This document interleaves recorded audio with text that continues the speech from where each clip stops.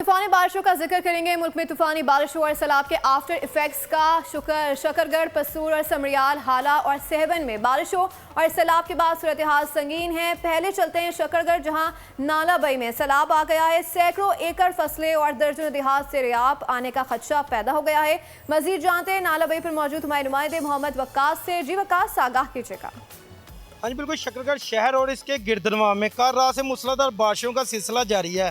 बारिश की वजह से जहाँ नशीबी इलाके ज़ेरे आब आ गया, तो वहीं दूसरी जानब नालाबई में भी निचले दर्जे का सैलाब है। हमारी जब महकमे इरीगेशन से बात हुई, उनका कहना है कि जहाँ निचले दर्जे का सैलाब है, और आपको बताता चलूँ कि जहाँ पर पानी की सतह मुसलसल इसमें इजाफा देखने में आया है, तो वहीं दूसरी जानब किसानों की फसलें भी ज़ेरे आब आने से लाखों रुपये की मालियत का ख़राब होने का अंदेशा है।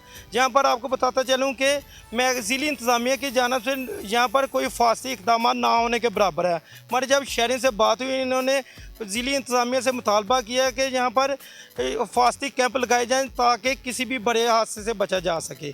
जी सब्सक्राइब करें और बेल दबाएं ताकि कोई खबर रह न जाए।